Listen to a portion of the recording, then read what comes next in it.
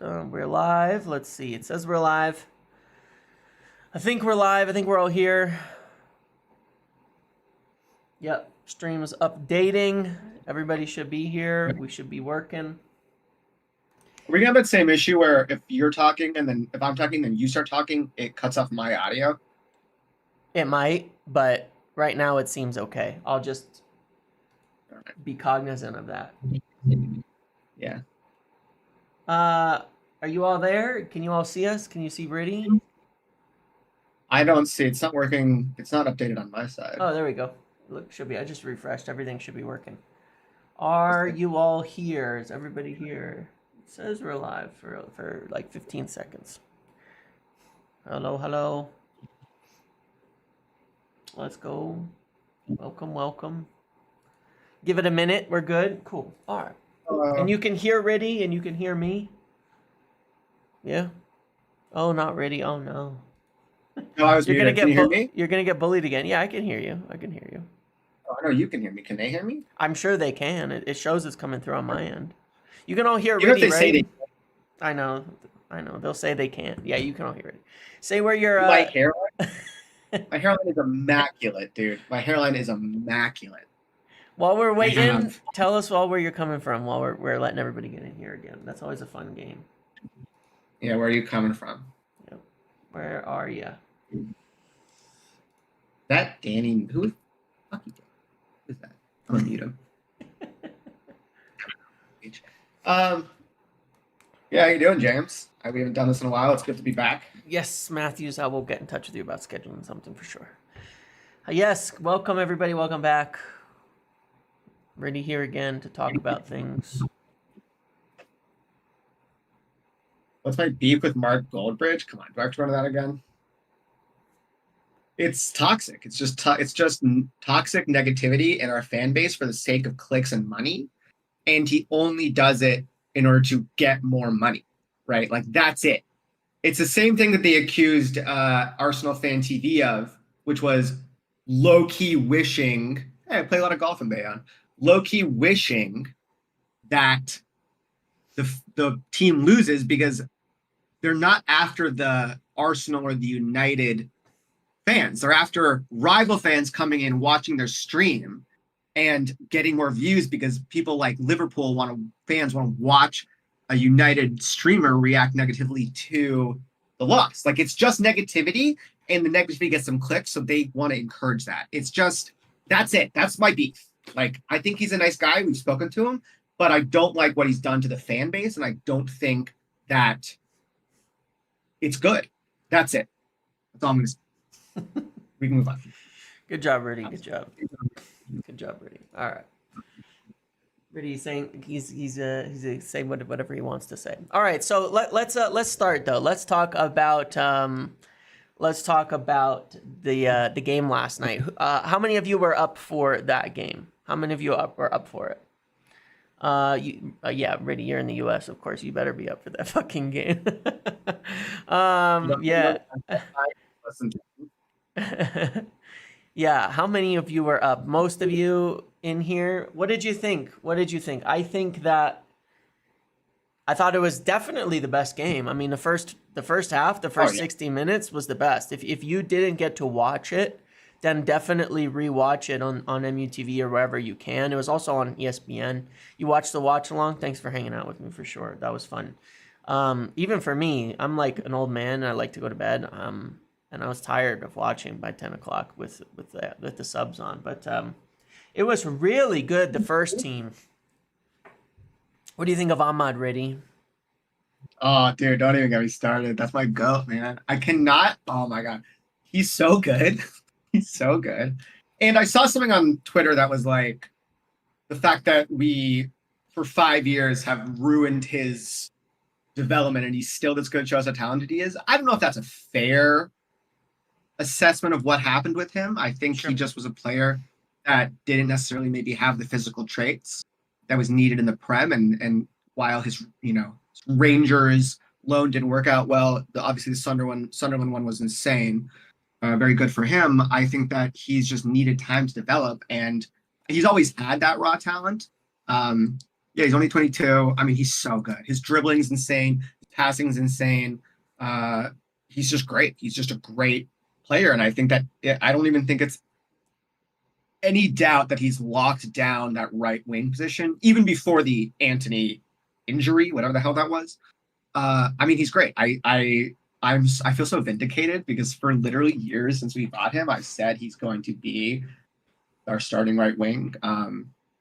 Yeah, I mean, what a player! I'm so excited to watch him play. I mean, what did you think about the system? It was very clear yesterday, what we were trying to go for, and I think we finally kind of nailed it down. Like the changes are working.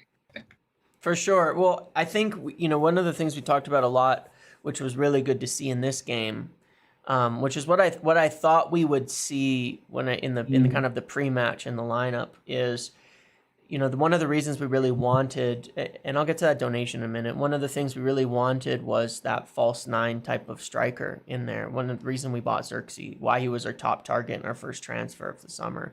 We wanted Xerxes really bad, really, really bad.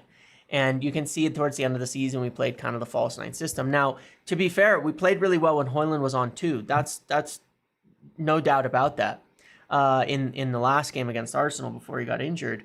But you can see, I think the false nine setup just works a lot better.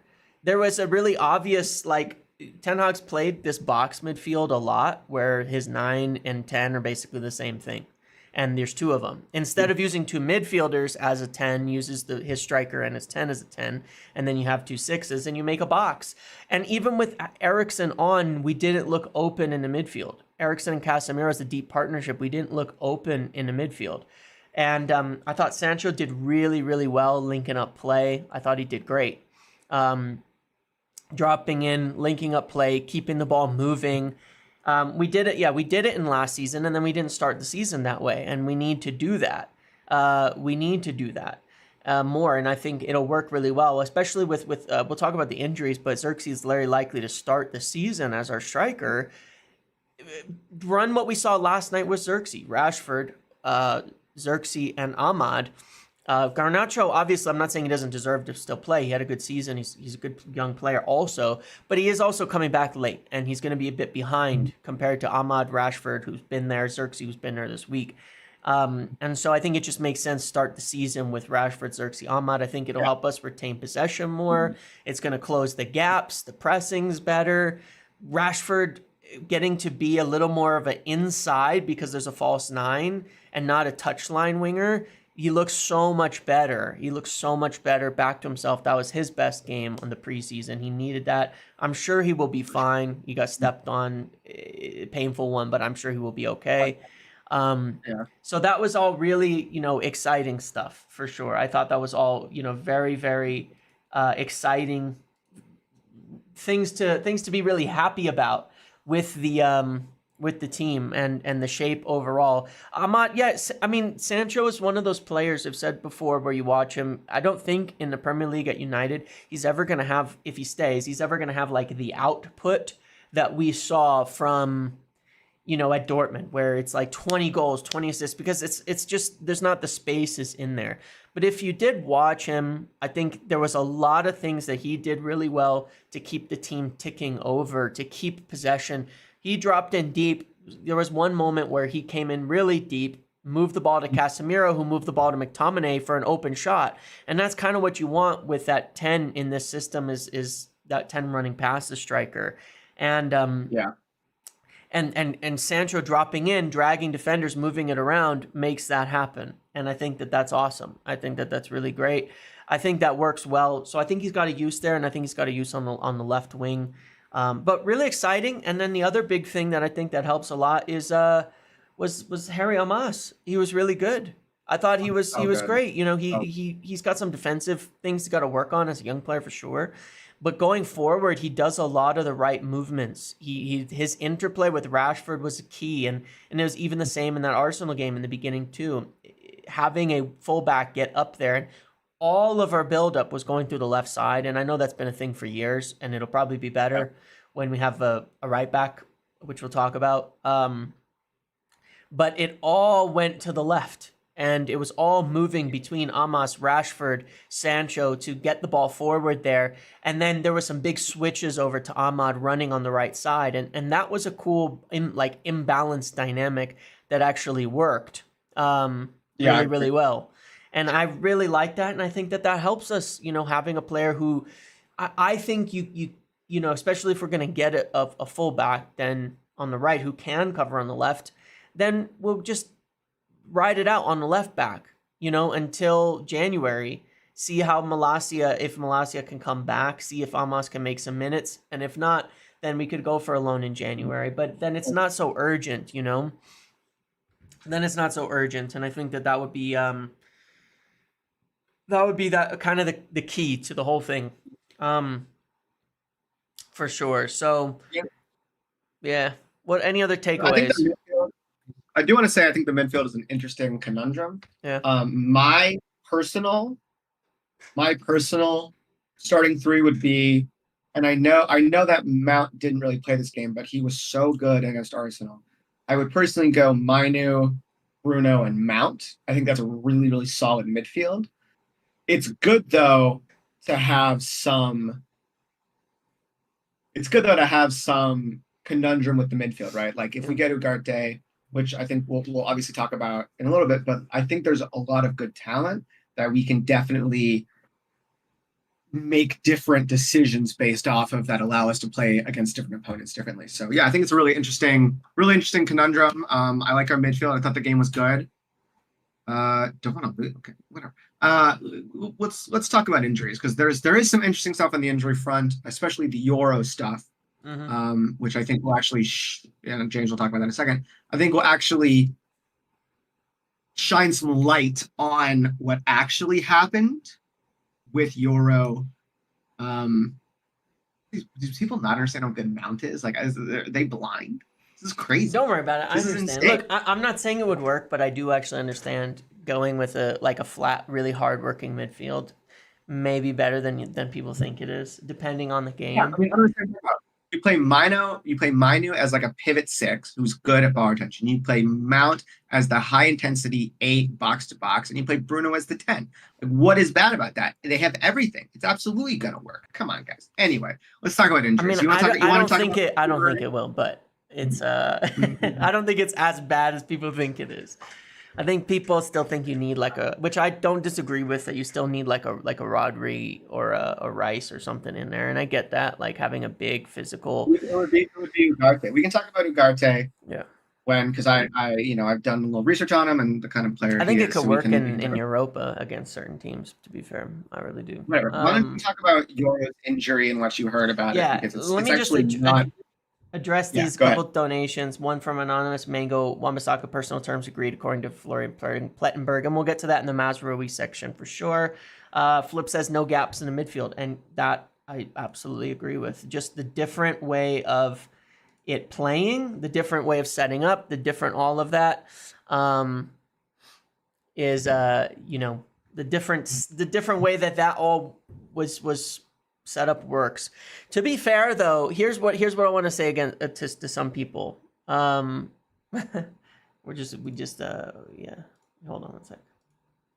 All right, what I do want to say as a simple question is it worse than Casemiro playing? He can't cover ground. He didn't make any tackles. Actually, most of his work was on the ball.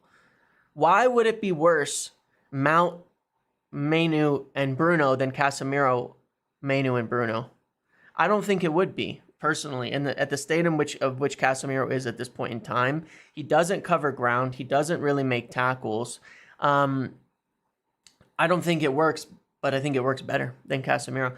That's obviously not what we want to go for. That's why we need to sign somebody pretty badly, though. There is no doubt about that. It's not worse. It really isn't worse, though. It really isn't worse. Exactly that. I think it's a bad idea too, but it is absolutely better than what Casemiro than playing Casemiro and how he's been playing now. It absolutely is, and I don't think it works in a modern game. I don't think it's physical enough, but it's better than Casemiro, who defensively he cannot cover ground. Mount does. And so at the very least, you get a little bit more. But no, I don't think it's ideal. I don't think it's ideal. But we'll Look, see. We will I'm not the see. manager, but Yeah. I get the point. If we didn't sign anybody, I would rather do that than play Casemiro from a defensive standpoint, frankly. Yeah. That's what I would say. But let's talk about the injuries. In terms of Euro, yeah, guys. Here's the thing with Collier. Let me just address that really quick. People do this.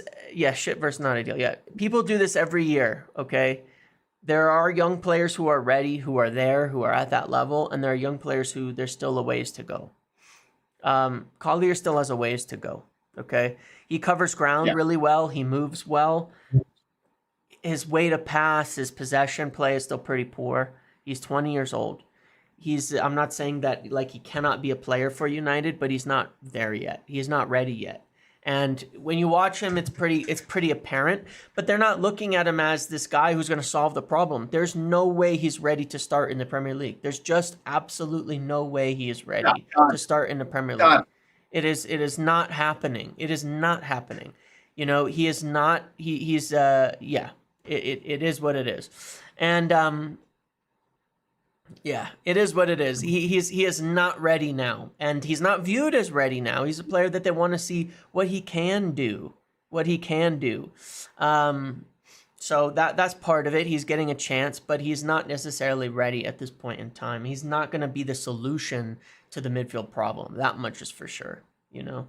So that's okay. There's not a ready-made solution. I think Collier could provide depth in some games. I think he could.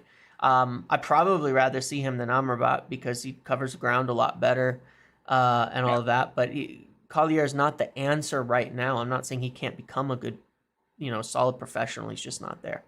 He is not there at this point in time. And yeah, just a reminder that Mainu is like literally a generational talent. Like a talent of his level at his age comes like literally generationally once a generation. And like we're just not going to get two of those. So where Collier, I think, has potential for sure, he's just not ready. Like he's just not there yet. I think there's a chance he will be better and he will be ready, but he's not there yet, right? So we're all looking for the next Mainu, but development needs to happen for players that are that young, and he's just not at that point yet. Which is why you buy a player like Ugarte, like to make it so that he can be better. I don't think we're going to sell Collier. Maybe we will loan him out for, you know, to either like a championship team or a whatever. Yeah, I understand what generational means, so I'm saying it. Anyway, a Collier, I didn't get the Collier hype. Like I didn't get it. I thought I was taking crazy pills on Twitter watching everyone like big this guy up. I'm like, what are you seeing? Like I don't get what I'm seeing here. Yeah. That people are like making this guy as the next big six, but whatever. I don't think he's going to start. I don't think he's going to start even this year, maybe not even next year, but I think he will. I think he will be a player for us at some point in his career. You know, maybe not now, but at some point. Yep, for sure. So let's talk about the injuries. Let's talk about the injuries and move on, because there's definitely things to discuss on Wan-Bissaka and Mazraoui where this is moving ahead, and on the midfield there's quite a bit happening. You could just anyway on the injuries. So Lenny Yoro, obviously, you know what they looked at is, you know, they kind of put it out yesterday more officially. They said 3 months on Lenny Yoro. Now, as we said, as Phil and I were talking about on Monday on the podcast, it was a broken metatarsal, and it's a pretty common injury in athletes. It's you know, a lot of players have had it, not to mention, you know, Beckham, Rooney had a few of them, Neymar. There's a lot of top players who had them. And as long as it's not late in their careers, it's usually not a big deal. Lissandro had his as well. You know, Lissandro was out for 10 weeks, to be clear. He had surgery, and I think he was out for 77 days the first time. Now, the issue that happened was that it didn't heal properly. He was still in discomfort and pain, and had to essentially get a new surgery. But I believe originally it was about 77 days. So I think they're going at the long end of that injury. I think they're definitely going at like the long end of that injury, saying, let's say 3 months, right? Because 12 weeks is is about the same time as that. And really, it's a 6 to 12 week injury. If they want to take it easy and look at it and say, all right, we're not going to take any risks, we're going to let him heal fully, then maybe it does take that long, and that's fine. I think that we have a couple of things to consider with that on a center back situation, but I don't think it's something that's going to cause like major changes to the plan, and I don't think that it's something we have to worry about for the long run. Look, I think we have to be able to survive an 18-year-old center back being out for 2 months of the season, for like 6 games or something like that. We have to be able to survive that. We absolutely can have Maguire and Lisandro starting for 3 months. First of all, it'll be like 2 to 2.5 months. We absolutely can have Maguire and Lisandro starting for 2 months. We absolutely can. We totally can. We really can. And we would be fine if that happens. Now, you could say, well, yeah, if Lisandro gets injured, get ready for Evans and Maguire. Well, sure. If your 2 top center backs get injured, then yeah, you end up with a not ideal situation. That would be true of every single club. If Gabriel and Saliba got injured for Arsenal, who are their starting center backs, and tell me how good it is. City's the only team that has that depth. It'll take time to get us there. I don't think it changes plans too drastically, but we'll talk about that in a minute. But he will be back. I think it could be sooner than 12 weeks, but 6 to 12 weeks for sure. On Højlund, again, I think similarly, they're going with the long end of it. It's a 3 to 6 week injury for him, and they're going for 6 weeks, and that's fine. It is what it is. If he comes back sooner, then great. If not, then that's fine too. That's why we have Xerxes. Look, without Rasmus Højlund now, we have Xerxes, Rashford, Ahmad, Garnacho, Sancho, and we just signed this young kid, Cheeto Obi Martin, from Arsenal, right? Yeah. And Fabrizio Romano, part of the selling of him, where he spoke to Van Nistelrooy, I believe, you don't do that for a player that you're not thinking of integrating over the next bit of time into the first team. And he was sold to be like the third striker. Yeah, that's what Fabrizio said. Fabrizio said was that part of his plan was that Van Nistelrooy promised him that he would be the third choice keeper. Or not striker. Keeper, sorry, third choice striker. Yeah. So that means that like it's probably Xerxes and then him right now in the pecking order. I mean, the kid's 16, right? Like that's crazy that he's given that much promise at that young of an age. He must truly be a great talent. Right, but that was part of getting him. I don't think that we'd be getting 2 young strikers in Xerxes and Højlund and then signing another on top of that, over the top of these players. I think that would be wild. I think that would be wild to me. I really do. I think it's got to be, Obi Martin, in that third position. And then Sancho false 9, that's an option too. We saw that. But it makes more sense, especially with the problems we have. Another striker is like the last thing we need. And yet, Obi Martin, his physical development profile is like, I don't think we've had a player in the academy like that since Pogba, who is like physically that just advanced and giant for his age. Maybe Kambuala at center back, potentially. He was huge, actually. But, that would be the comparison. So yeah, I mean, this is part of convincing players. Højlund will be back. I understand you could say he's injury prone. What did he actually have? I know somebody pointed it out, that he had a fair number of injuries. But first of all, he's quite young. Young players have injuries. He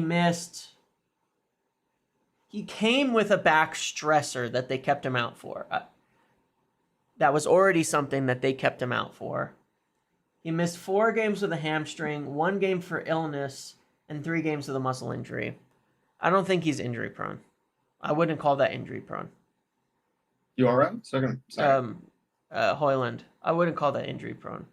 I don't think Højlund is injury prone. He missed 2 games in the last year. He missed 13 games last season, and 5 of those were that back injury. So we missed like 8 games.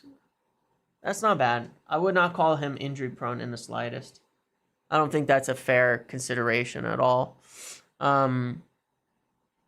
So yeah, I wouldn't worry about that. And I think he'll be back. But again, I think we've got a lot of options. So on the injury front, not a big deal. Let's talk about the Scott Ugarte thing. We will get to Wan-Bissaka and Mazraoui. I promise I'm seeing all of the things that are coming out. I promise I'm seeing all the things that are coming out. Yeah, you're not wrong. Scott and Ugarte. So obviously, you have Scott McTominay. There was a new offer in from Fulham for McTominay that I would guess is rejected. That's sort of the word, is that it will be rejected. We don't really know 100% yet. They haven't said it officially. United would sell him. Look, there a week ago or a couple weeks ago, there was talk like, oh, he's going to stay. Eric really wants him, yada, yada. They're going to want 40 million. Not the case. I gave an update after their last weekend, talking to some people. Eric would sell him. Eric would let him go, for sure. He would. If he knows what he wants to do and he's willing to let McTominay go, if it allows him to progress the team forward on the other transfers that they want to get done. That's where Eric is at. He's happy with it. They will sell him if an offer comes in, probably in the 25 to 30 range. And so even if they don't get the, this bid isn't fully accepted, ideally it will open up talks. And it needs to. It needs to open up talks because, we haven't heard like, oh, it's rejected, it's flat rejected, it's over. If we can get to 25 million for him, 25 million profit, that will allow United to spend pretty significantly this summer. And, in tying things to that, because look, in the first couple of games, you saw Mount playing in the 10, Bruno playing in the 10. So we have 2 10s. And McTominay, when he played last night, was in the 10. We don't need another 10. We need deep midfielders. We don't have to replace Scott with like for like. We have Eriksen and Menu and Casemiro deep and Collier. We need options deep. We need more. 25 million. Here's the thing with that Smith Rowe comparison. You have to compare the wages that he's on and what he's asking for. And you have to compare contracts. You have to compare age profiles. You have to do a lot of things when you're weighing up prices. Smith Rowe is 24 years old. Okay, Scott McTominay is kind of like the Jesse Lingard. He's turning 28 this season. He's not a spring chicken anymore. He's not like some youth player coming through with a super high potential. This is going to be his last contract. The next thing he does and signs is probably going to take him. He's turning 28 this year. He's going to take him to 33 years old. His next contract. Yeah. It's going to take him to 33. And he's going to be asking for a raise. So I understand he's probably better than Smith Rowe right now. But there's a difference in these players. I understand he's only on 60. He wants a raise. That's part of the issue. He's going to want a raise on his next contract. He's not going to take the same amount of money. And you didn't realize Scott. I mean, Smith Rowe is on 20,000 a week, just to be clear. Okay, 20,000 a week. Okay. It actually may have gone up a little bit, but no, yeah, that's what it was when he signed his 5-year deal and all of that. So anyway, it's significantly different. There's anyway, you guys can argue about the prices all you want, but nobody's offering 35 million for McTominay. So we could sit there and say we have to keep him if we don't get that. For what? For what? For what? So it's fine. If we can get 25 million, then we will sell McTominay, and that will allow us on profit to get more. 25 to 30 million, I think would do it. It would give us a lot of flexibility, and allow us to make a move. And the issue with McTominay, and it's going to be about him too. If he wants to go, he's running towards the final year of the contract. We're not going to get anything next year for him. So you got to get what you get. The maximum last year was 30. Yeah. From West Ham. I would absolutely sell at 25, and it gives us, you want to get players off the books. So let's just accept some decent offers for him. There's obviously still other clubs interested, but 25 million would be record fees for Galatasaray, Fenerbahce, and all of that. I don't think that's going to happen. Now, it was interesting. Duncan Castle says Spurs are also interested in him. And this is something I mentioned privately, in the Discord last week too, that some people saw. They were interested. They are interested. Maybe as an alternative to someone like Gallagher, a runner who can get in the box and score goals. I don't totally know why they'd be interested, but they are interested, and I would keep an eye on that. It could give more options, more competition, and if Gallagher, if Gallagher's not going to Tottenham, which I don't think he is, then maybe McTominay becomes an option for sure. So that was an interesting one. What's that? I don't want to sell him to Tottenham. I'd rather sell him to Fulham. I don't want to sell him to a direct rival. It is what it is. What? No, it's not. It's not. It's what it is. It is what it is. Wait. Hold on a second. Let's think about that for a second.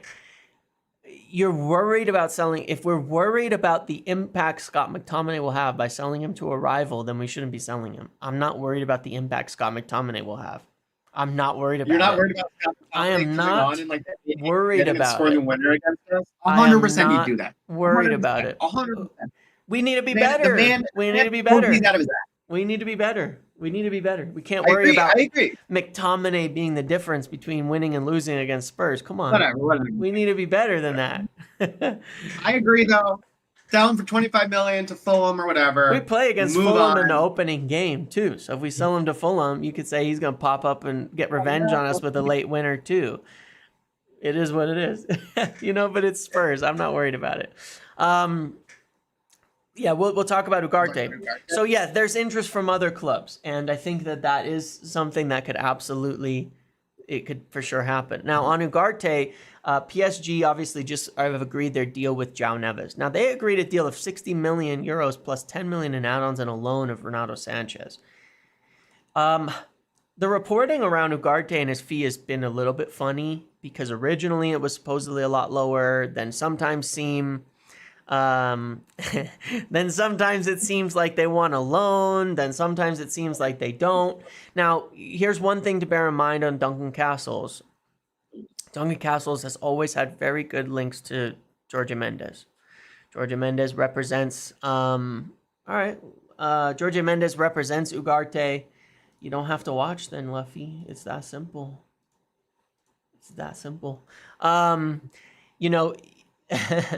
Jorge Mendes represents Ugarte. I think you'd be well informed on this deal, Duncan Castles, in terms of what's happening. And I think what he said is accurate. 50 million euros is about the maximum that they would be looking at. It probably is a structured deal in that. Now, in terms of what PSG want, I believe that they're gotta have to soften on this because otherwise they're gonna stick with it and nothing's gonna happen. And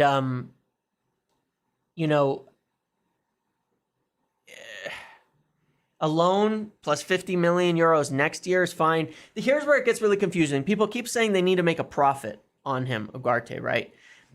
And I don't know if the prices that they're naming on 70 million is just a guess on making a profit, but that's not how football finance works. They bought him for 60 million euros.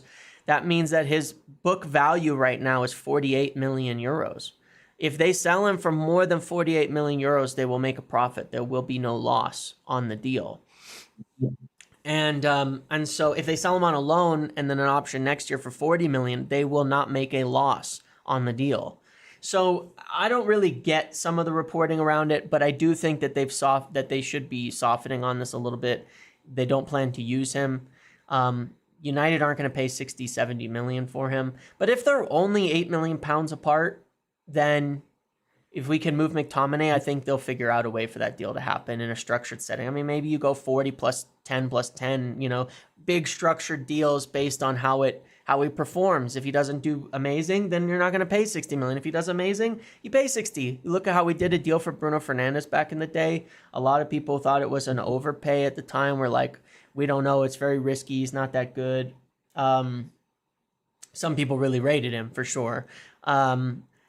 But we did this big structured deal. In the end, we're paying 75 million euros. It's been worth it. He's worth that money. It was a good deal. But initially, it was there. But no, we're not going to do 70. It's never going to happen.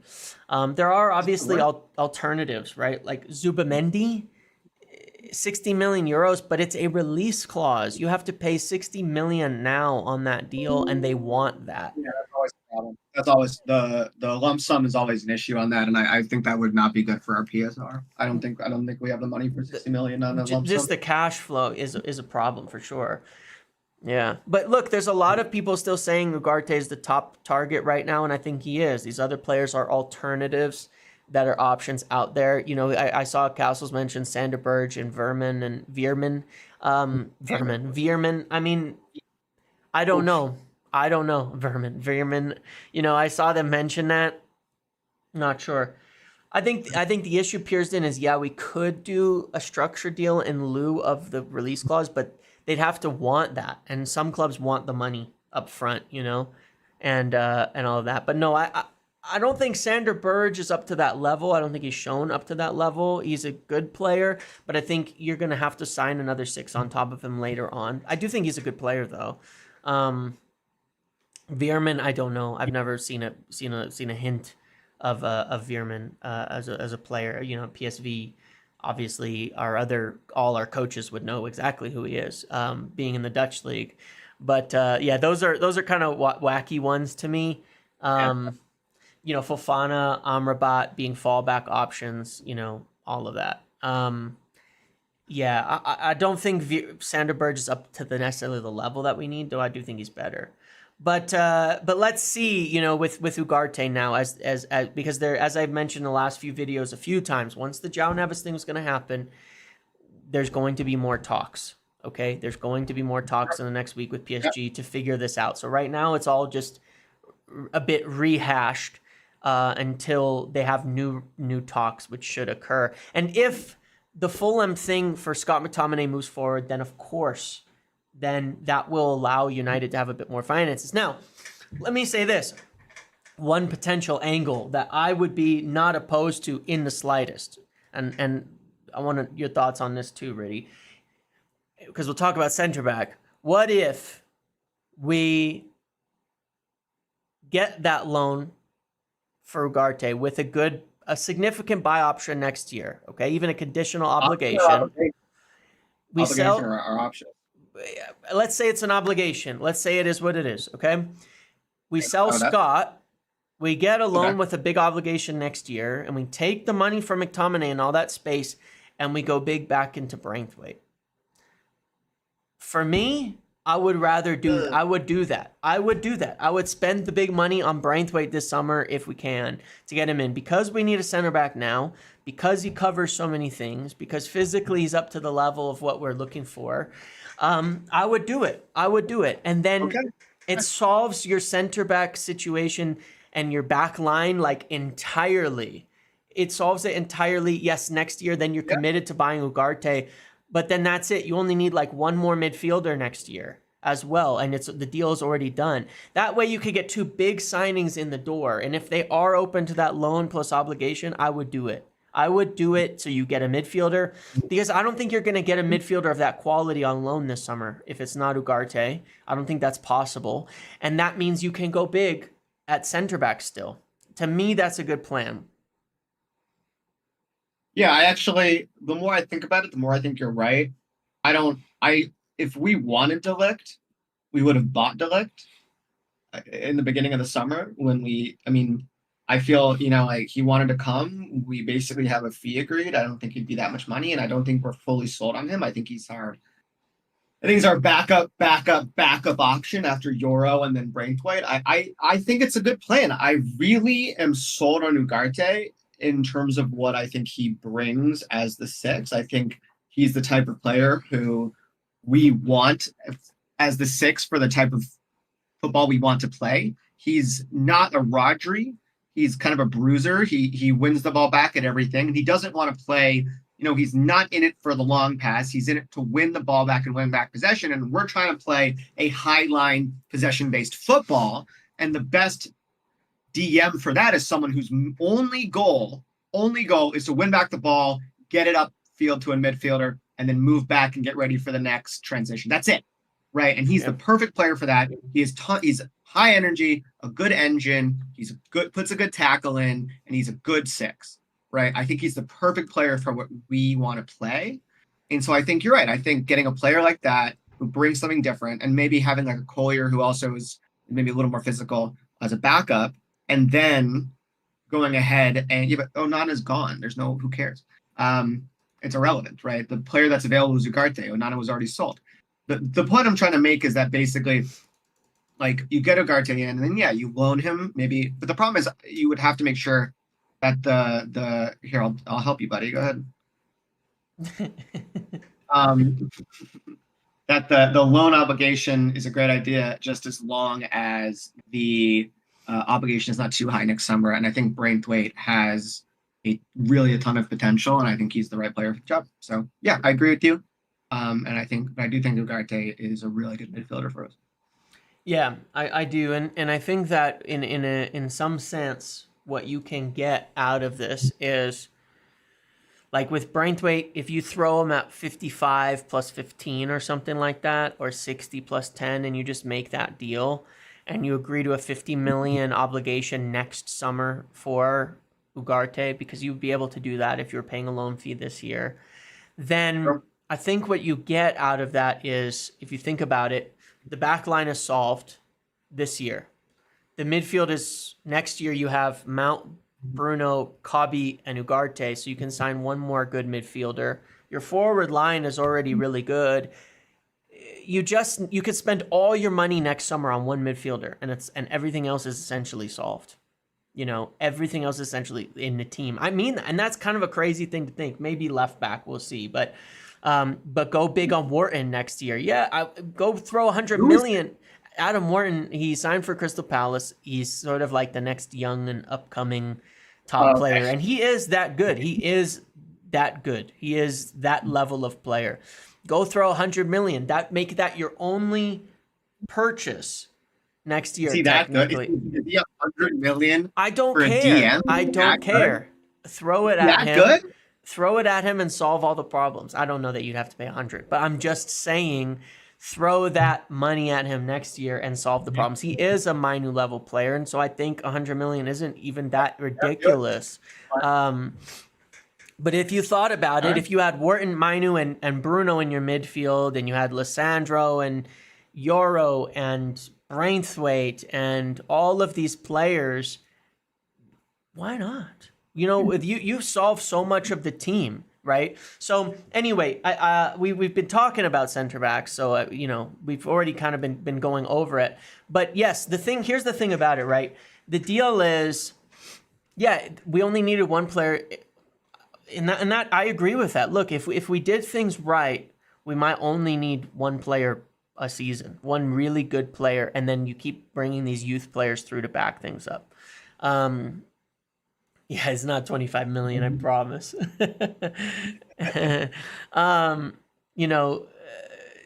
It's like that is Madrid. They go summers without signing players because they've done it right many, many times. And that's my dream, is that's where we end up. You could, with smart business, solve these problems if you keep buying these young players, because who are you going to have to replace in the front line? Ahmad, Garnacho, Højlund, Xerxes, they're all young. Rashford isn't old. You've got a lot of players in there, and as long as you develop them right, then it'll come through. And we have a couple really good academy forwards like Shea Lacey and those Chido Martin too. Yeah, I mean, we have a lot coming through. Academy talent, and we just bought that winger from Crystal Palace. Yeah, who's supposed to be like a really, really good talent. We have tons. I mean, I think our forward line is set for the next 15 years, right? Like, we have, like you said, a bunch of young players, and then our academy has a bunch of young players with a lot of talent. And I don't think we're going to need to buy a forward on any of the three positions for a very, very long time. I think we are good on that front. And if we buy Braithwaite, and we have Yoro, and we have Lissandro, I think and we have Amos as left back. I mean, obviously, we might need to buy another left back at some point. I do think there's another good left back or something in the academy, or I don't know, but yeah, literally 15 years. Literally 15 years. Considering the striker we just bought is 16, right? And Shea Lacey's like I don't know what his name is, Shea something, is like also that young. They're all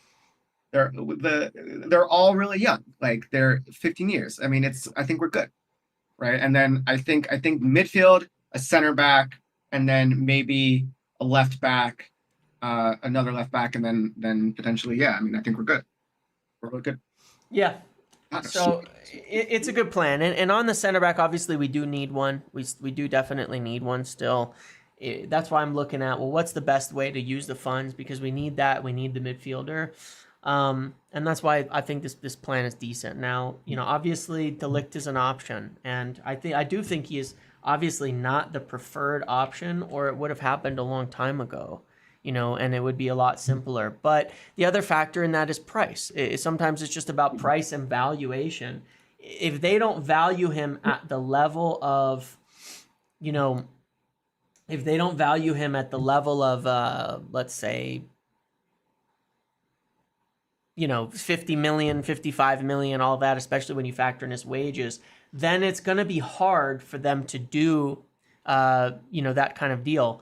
So they have to get a good excuse me, they have to get a good value on him. That's always been the key. If they're gonna sign De Ligt, it has to get a good value. They have to get it at a price that works for everybody, and that obviously initially was in the 35 range where they made that offer, 35 to 40 range. So I think that is that's the key there. Is if you get a good value on him, then it becomes much more possible. Otherwise, they'll probably look at different options because he's expensive. When you factor in 250,000 a week in wages, and look, he's on 300 right now, so that's a discount on his wages. That's expensive. That is a lot for what is potentially a rotation center back once Euro is in there. That's a lot, and who's not naturally left-sided, That's a lot. So I think those are the concerns. I don't know. We have to sell. That's the issue. We are sell to buy. I've said this over and over and over again. We're sell to buy. So new talks are going to happen. New things are going to be occurring. But until we can sell, it's a little bit up in the air. It's a little bit up in the air. And yeah, ideally they find other options. I think Heinzko makes a lot of sense as a left center back who can cover in different spots. He's a good possession player. But I mean, when you focus on the cost, you're talking about more money potentially for De Ligt at 50 to 55 million. If he's costing 50 million, then it's going to be more money for him than it is for Braithwaite. It's 25 million more in wages over the course of the contract. It's expensive. So yeah, unfortunately we missed on Tosin. Unfortunately we missed on Todibo because of the rules. That sucks because those are two really good value players that could have solved this problem of needing a second center back. It's so annoying, like that. Like, of course, we get screwed on the rules, whereas these other teams have been circumventing the rules for years. And of course, the first year that they impact us, we get screwed on it. It's just so infuriating that they've been living on a separate rule set, and then the second we do it, our rule set it's preposterous, man. Anyway, very frustrating. But yeah, I mean, I think Braithwaite is probably a good option, but I don't know if De Ligt is really the guy. I just don't think it's. We'll find. We'll obviously find out, right? I mean, we'll find out, but they're gonna have to give us a better deal once we make some sales and move things along. I think next week there are more talks scheduled on a few different things, and then we'll find out a little bit more.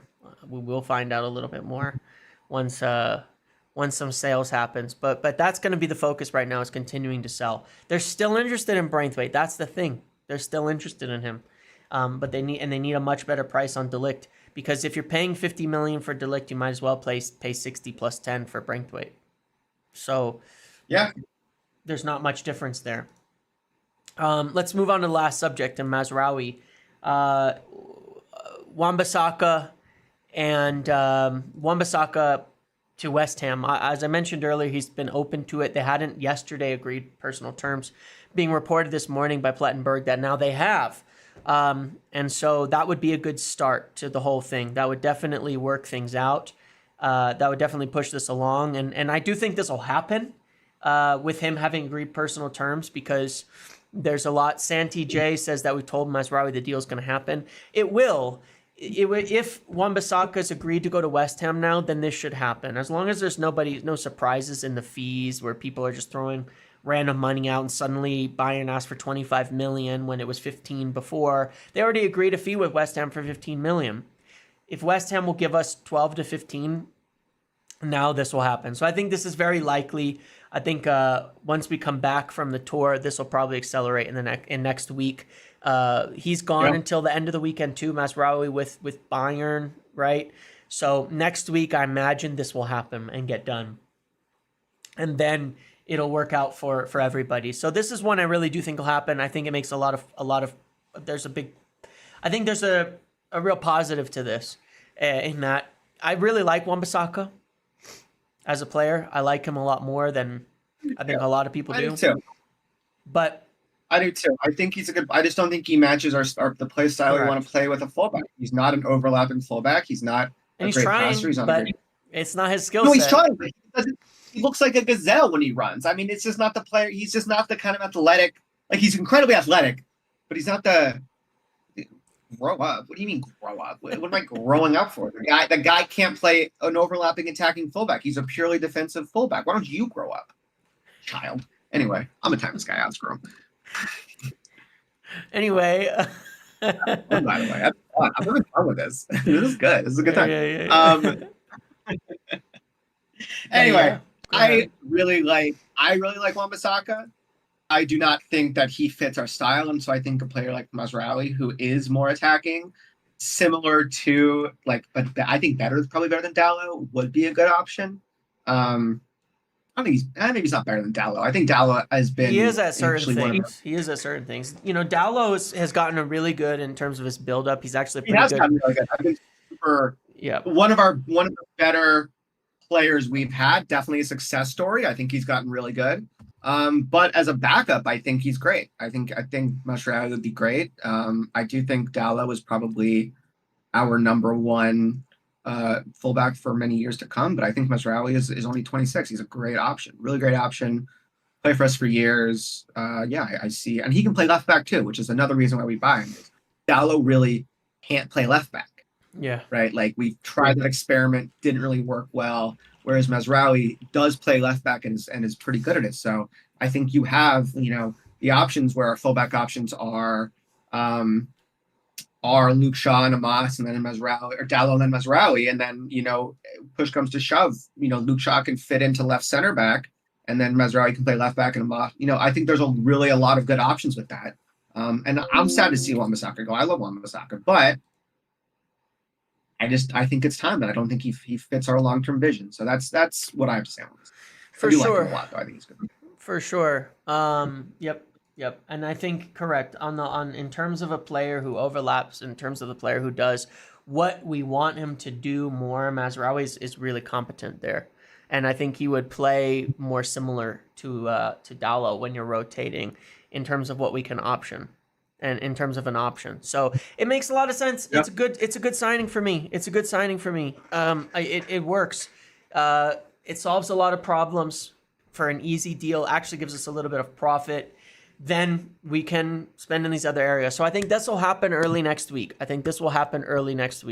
Wan-Bissaka out and Mazraoui in, and then if we can get a slightly better offer for McTominay, he'll be sold. There's new talks with PSG that will be occurring soon. And then we'll see how we solve the center back thing as well, especially if someone comes in for Lindelof. So that's it. That's what's happening. It's still sell to buy.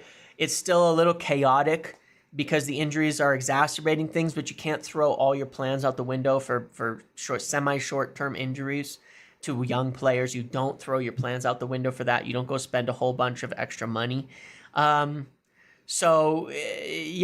That's what we've got. Any other questions before we end this that you have on Yeah, any of the things that we've discussed? Do a little Q&A. Yeah. What do you guys want to ask? You guys want to ask some fun questions? Will the rest of the signings come in for the phone game? Maybe not all of them, but a couple. That question. This thing was not childish. How the SCG thing was 100% accurate, and I stand by that every second. It is so freaking obvious what was going on there, and come on, it's not childish. It's accurate. Why do you look so much like which one? I don't. Do you look like Modric? I don't like Modric. Who looks like Modric? Do you think Sancho? I don't think Sancho's going. What about you? I don't think he will. I think he's more likely to stay at this point because I don't think anyone's giving, the type of money that we're talking for him. We're not going to pay him to go. We're not going to pay him to leave. We'll keep him if they're not going to give us money. I promise you, Lydia's not voting for Trump. I'm absolutely not voting for Trump. I'm a Lydia's like hyper liberal. I am a Kamala supporter. I think she's super fine, and we don't have to go into that. Well, but she's great. Definitely votes Kamala Harris. Yeah. How dare you even accuse me of that? So fuck you, man. What academy players are most looking forward to? Moss. What Amos? Great. Shea. Yep. That kid we just bought. I don't know. One of the Fletcher brothers. I don't remember which one it is. I think it's Jack, but one of the Fletcher brothers is pretty good too. Pretty excited about his future. You just called me Zesty. What? You called me Zesty. Zesty. That's kind of funny. That's pretty funny. All right. We already replaced McLaren when we hired that other guy, Georgeson. What else? Opinions on the stadium? That's a tough one. I think it's great getting a new stadium, and everybody needs to grow up a little bit. It's the modern day. You need a new stadium. It's too much.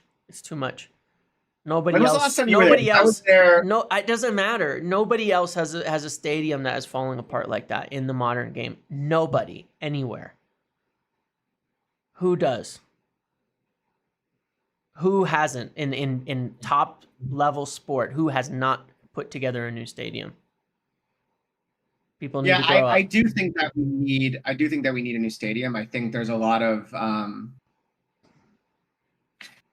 I do think there is a lot of somewhere I'm looking for. There's too much focus on that's going to sound wrong. There's obviously a lot of sentimental value and emotional attachment to Old Trafford, but I think the problem is that if you want to have a modern stadium and you want to bring in the money that brings and also support the kind of fans we have and potentially bring down the prices, like the obviously. Some of the issues with prices could be like you have a max capacity stadium, you have a bigger stadium, you're going to be able to lower the prices a little bit. And, I think obviously the concept of public funds for a stadium is something that's very American. I know they're trying to go for a combination of public and private funds, but I think public funds are a terrible idea. I don't think public funds should ever be used for a stadium. I think it's nothing if not detrimental to the taxpayers. And so I really think that preferably, private funding would be the way to go. But I do think at the end of the day that the stadium is the right way to go. Yeah, for sure. And look, it's not that I don't have empathy for matchgoers. It's that why I say you have to grow up a little bit is because part of growing up is balancing emotion with logic. You have to. And the problem is that a lot of the complaints that people have about the club, the things they want them to do, about wanting to compete at the highest level, you need a new stadium. You need to expand it. You need to have more capabilities. That is the best way. That is the best way to resolve it and to improve things and to improve revenues and to have a club that can fund itself, that can survive and that can do things at the highest level. So it's not about not having empathy. It's about the best solution is a new stadium. The best solution is a new stadium that somehow can keep some of the feeling there, and that's the ideal. It's not like it erases the history of Old Trafford existing, but it hasn't done anything for us the last 10 years having it. It hasn't fixed things, it hasn't solved it. I get it. And I think everybody needs it to be better, and that's all. So I definitely have empathy, and I think it would be great if they could keep Old Trafford. Let's say they scale Old Trafford back, right? They scale it back a little bit as part of the renovations to downsizing it and everything, and then make it for the academy and the women's team. That's a great solution. You still get everything, you still have it, but you get the you get the new stadium and it's in the same area, and you get a revitalized area. Look, if you've been to like the examples that they gave of SoFi Stadium in Los Angeles, I'm sorry, you cannot say you wouldn't love that. Like the pre-match event that was there, as like the whole thing is awesome. The pre-match event that was there, you go to there's this place nearby, and everybody can go there, and it's a huge venue, and there's drinks, and everybody has fun, and then they go march to the stadium, and it's actually like not run down, and it's actually like a good place to hang out, and it's a beautiful park, and there's like all this space, and then the stadium is incredible. That's what United fans should feel like, that they're at the biggest and best club in the world. That's what should happen. You do still want it to feel like, you do still want some, and I know this is a stupid word and I hate it. You do want some aura. You do want some ambiance. Yeah, like, I don't think an American, I don't think SoFi, a SoFi type stadium is a way to go, because that's a very American stadium. It's very American. It's a football field. It's made to host the Super Bowl. I don't think that's going to work. I mean, look, I went to Old Trafford last year. Like, it was one of the coolest experiences of my life. Absolutely just gorgeous stadium. And it didn't feel like anything I'd ever been to in the United States. I've been to a lot of different sporting structures, like MSG I go to all the time. One of the coolest places would not work in England. Like, it's just not the same thing for football. So I think that's about like the architecture. Like within the stadium, you got to have for sure the setup, the architecture, the way the seats are set up. Yeah, yes, the American thing is way too boxed seats. It's way too VIPs oriented for sure. It's not right for the atmosphere of football. But you're talking about the architecture inside, like the actual like layout of the seats and stuff, and how you set that up properly. But the concourse, all the options, the food, the things that's all around the open air, you can do all of that while still setting it up correctly. That's the whole point of having a really great, somebody who does it right. And that's why I say that's the ideal situation. So hopefully that is what happens for sure. Yeah. And it's going to take a couple of years, so you can still go to Old Trafford for a little bit and experience it. Hopefully I'll be there either this year or early next year. But I mean, I think it's great. I think a new stadium's awesome. P ratings. Why is P rating? Anyway, the toilets did stink a little bit. Yeah. All right, cool. Let's leave it there. I think that was I think we've answered all the questions and had some good discussions. It's been about an hour. Anything else you want to say? Oh, I do want. Do you want to? One question or two questions.